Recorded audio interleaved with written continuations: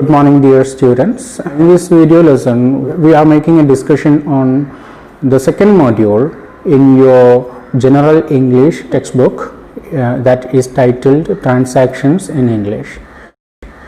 There are 5 modules in this text. The first module is titled Pronunciation. This module introduces topics like speech sounds in English, consonant sounds, word stress, language one interference, etc.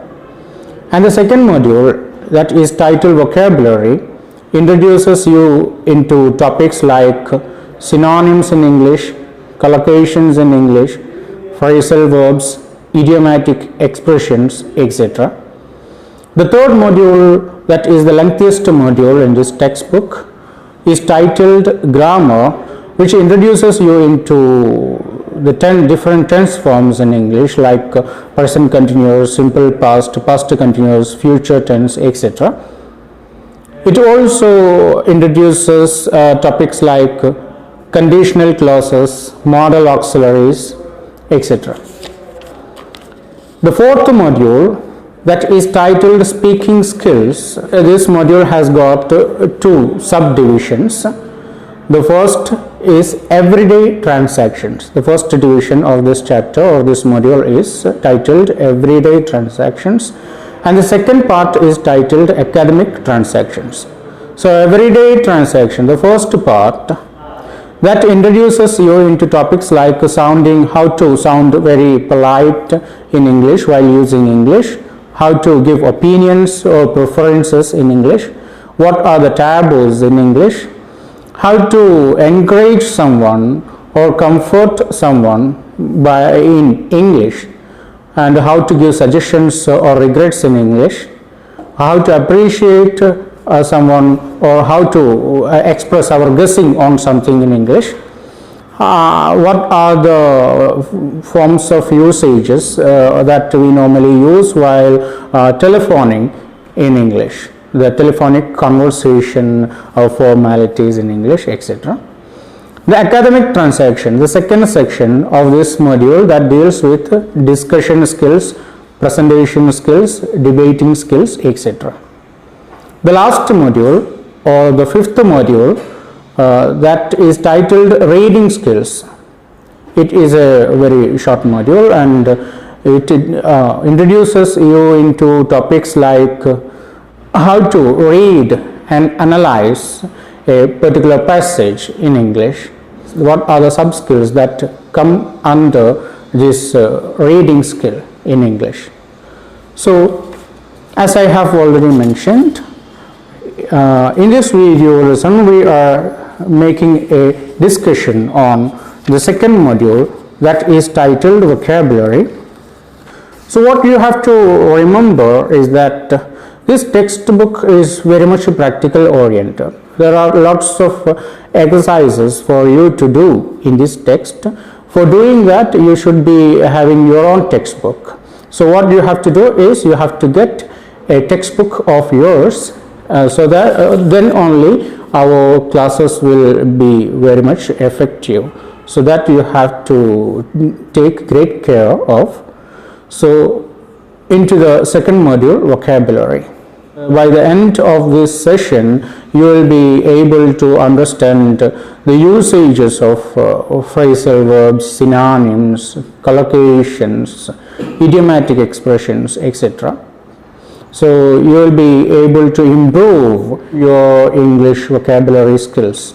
The vocabulary is very much central to English language teaching, because without sufficient knowledge of vocabulary, we won't be able to understand what a person is trying to express in English, or we won't be able to express ourselves effectively in English.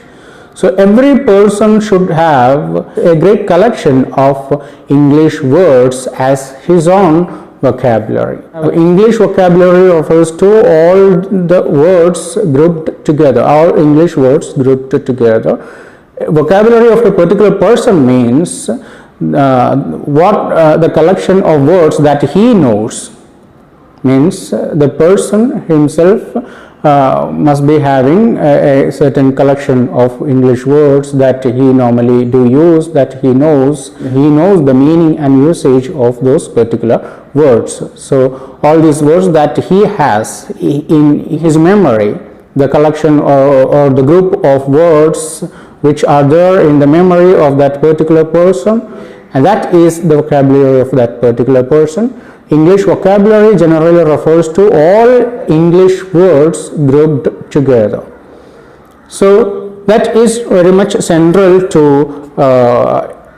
the teaching and learning of a particular language.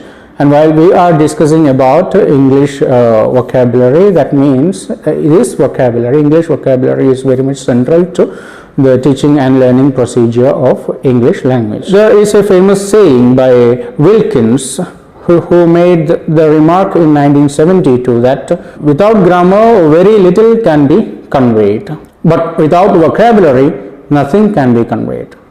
So if you don't have a good knowledge of the grammar of a particular language, you won't be able to communicate very effectively in that language.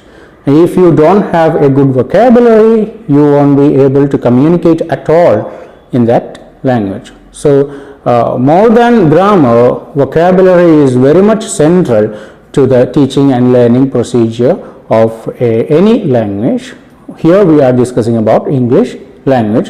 In 1993, Lewis made a comment that is lexis. Lexis refers to vocabulary itself.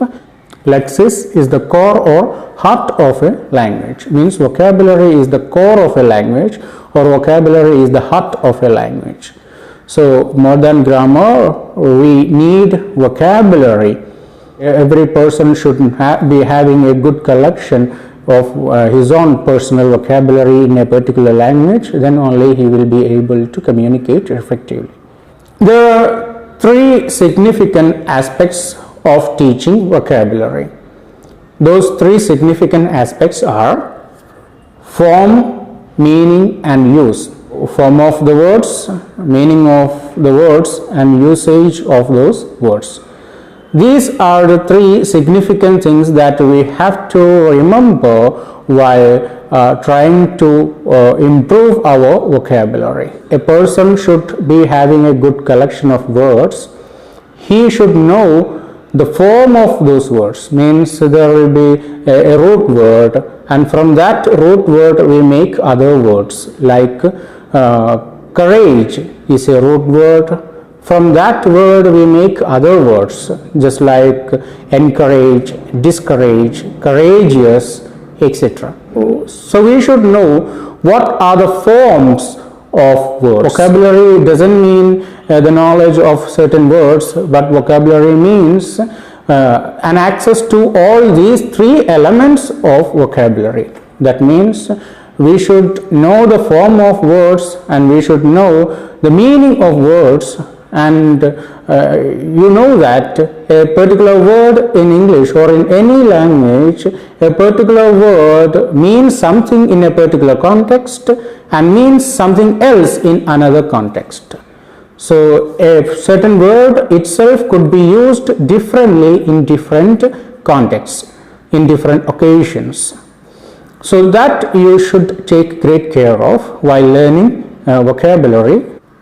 You can say that you have a good vocabulary only when you know the meaning of those words, and only when you know the usage and also the forms, different forms of those words, then only you can say that you have a good vocabulary, or you know these particular words. So here we are discussing about different words, different word forms, and the usages of those words and the meanings, the different meanings possible for those words, etc. For learning all these things, this chapter is divided into 4 sections. The first section, that is titled Synonyms, and the second section, that is titled Collocations, and then you have Phrasal Verbs, and in the last you have idiomatic expressions.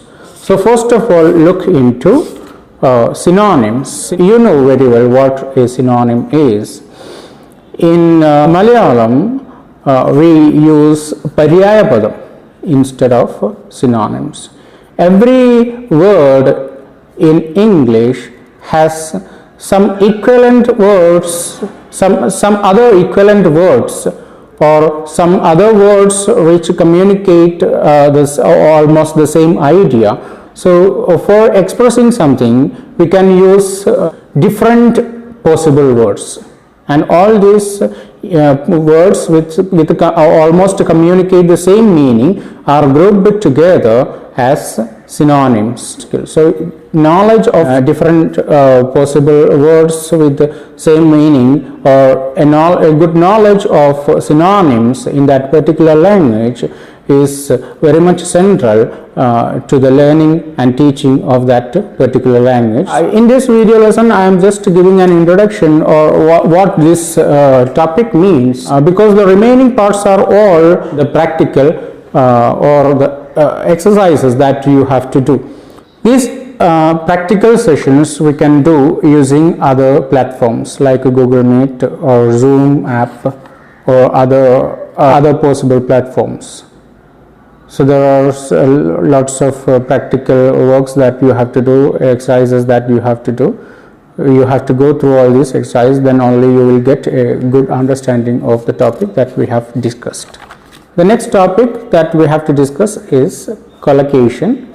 Here we use a word or phrase with another word or phrase, and these words are grouped together, which communicates something that could be understood easily by the native speakers of that language. For the non-native speakers of that particular language, it would not be that much easy for them to guess the meaning of those words.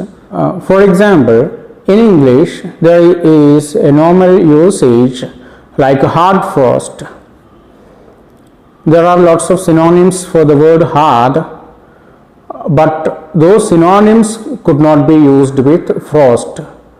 Only this word hard is used to refer to this particular meaning, that is hard frost. Instead of hard, we can use strong or any other words which communicate almost the same meaning like hard, but strong is not normally used with the word frost.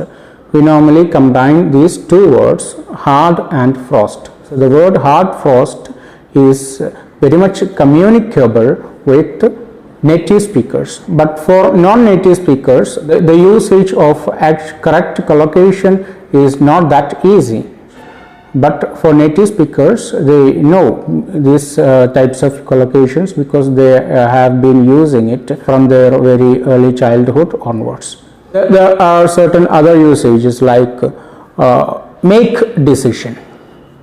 We can't use other synonyms of make to combine with decision. We normally do not use create decision. We normally do not use construct decision.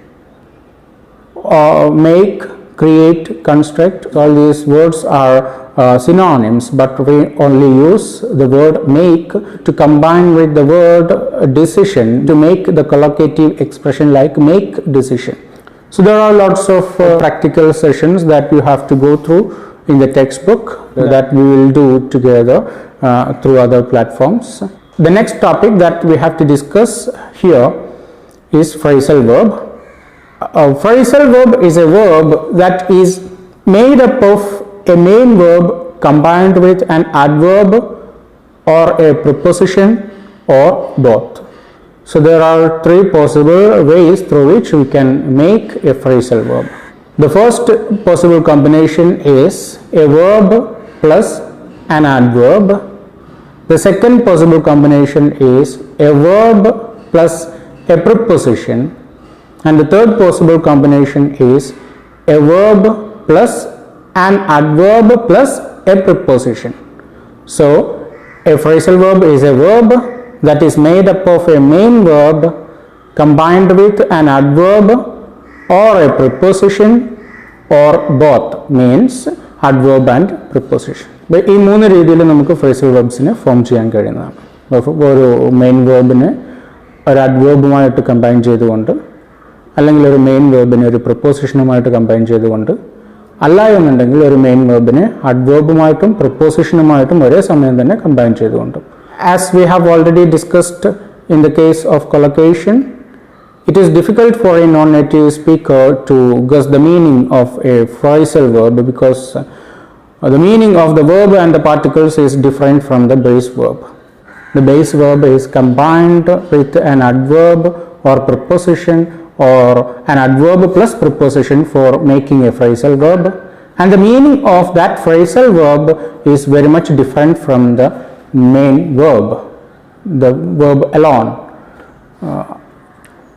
Main verb ഒറ്റയ്ക്ക് എന്താണോ മീൻ ചെയ്യുന്നത് അതിൽ നിന്ന് totally different ആയിട്ടുള്ളൊരു meaning ആയിരിക്കും ഒരു phrasal വേർബിന് ഉണ്ടാകുന്നത്. So it is very difficult for a non native speaker to guess the meaning. ഒരു ഇംഗ്ലീഷുകാരനല്ലാത്ത ഒരാൾക്ക് അതിൻ്റെ ഒരു മീനിങ് ഗസ് ചെയ്യുക എന്നുള്ളത് ഒരല്പം ഡിഫിക്കൽട്ടാണ് ഫ്രൈസൽ വേർബ്സിൻ്റെ കാര്യത്തിൽ. So we have lots of examples like cut it out. The phrasal verb cut it out means stop doing something that you are doing at that moment. Then another phrasal verb, doze off. So the phrasal verb doze off is used to express fall asleep. You have other phrasal verbs like giving. Giving means to yield. Then give up. Give up means you quit something.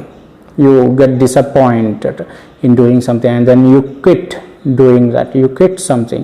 That is give up. Another example for phrasal verb is hang out. That means casually spend time with someone. So these are the examples for phrasal verbs. In the textbook you have lots of examples given for phrasal verbs, and there are lots of practical sessions that you have to go through while learning phrasal verb. And there are 15 very important phrasal verbs listed in the textbook. That is again an exercise for you, your exercise 1, that there are 15 phrasal verbs listed in your textbook. The meanings are not arranged in the proper order in two boxes. In one box there are phrasal verbs given, in the other box the meanings are given, but the meanings are not in the proper order. What you have to do is you have to match them correctly. Then you will get a good understanding of those phrasal verbs. After that you have other 15 sentences where you have certain blank spaces and you have to fill those blanks with these 15 phrasal verbs. The last topic we have to discuss is idiomatic expressions.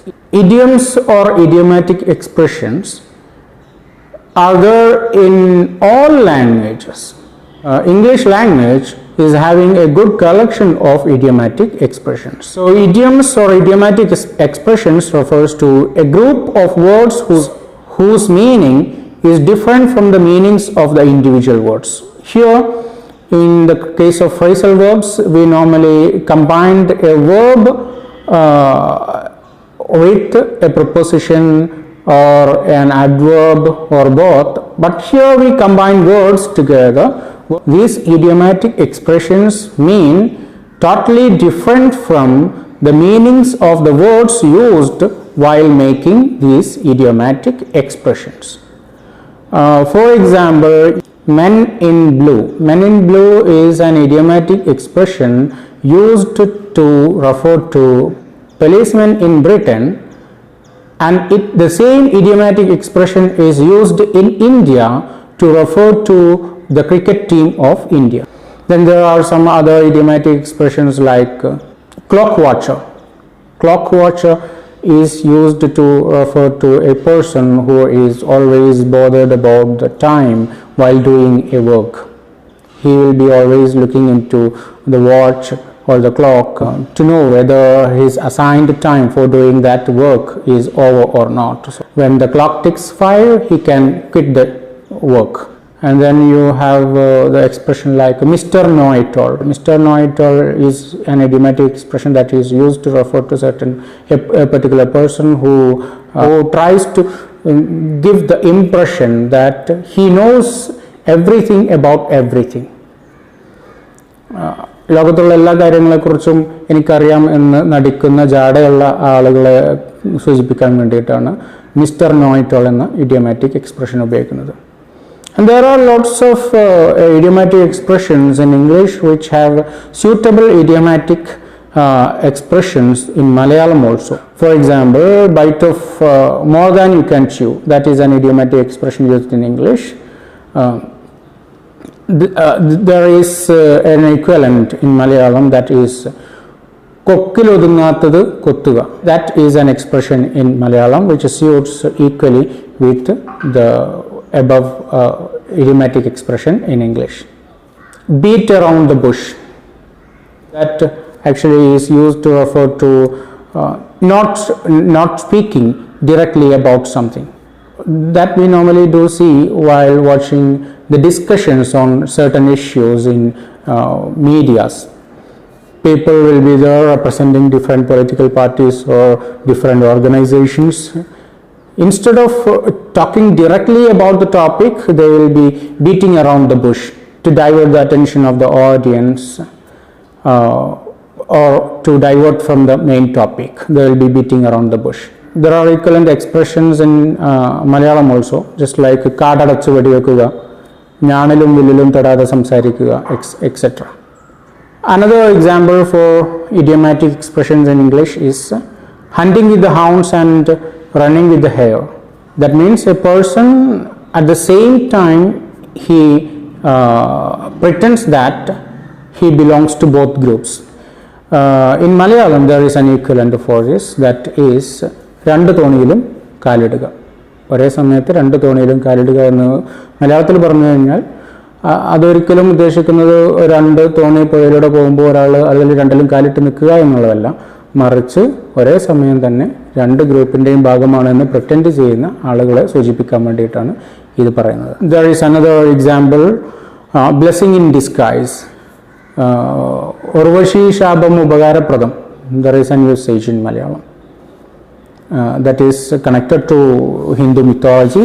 Anyway, it is used as an idiomatic expression in Malayalam, urvashi shabam ubagarapadam. That is an equivalent expression to the English expression blessing in disguise. The idiomatic expression will embellish your language, will decorate your language while you are making an informal conversation. In formal conversation, idiomatic expressions are not normally used, because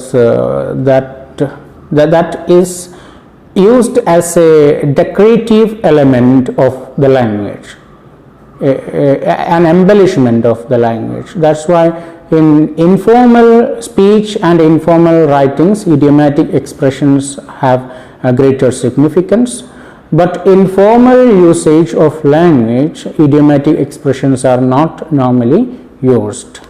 So that's all about idiomatic expressions. Then again, as we have discussed, as we have mentioned about the previous topics, here also you have lots of practical works that you have to go through. Here there are lots of idiomatic expressions given. 15 idiomatic expressions are given in a box with the meanings of the idiomatic expressions given not in the order. What you have to do is you have to match them with the correct idiomatic expression. You have to match these meanings with the correct idiomatic expressions. And after that you have another 15 sentences given with blanks in each sentence. There you have to these blanks you have to fill using the correct idiomatic expression from the previous box. There are lots of other exercises also in this part that you have to do. I will monitor your doing of these exercises in through other platforms. So that's all about this module. Thank you.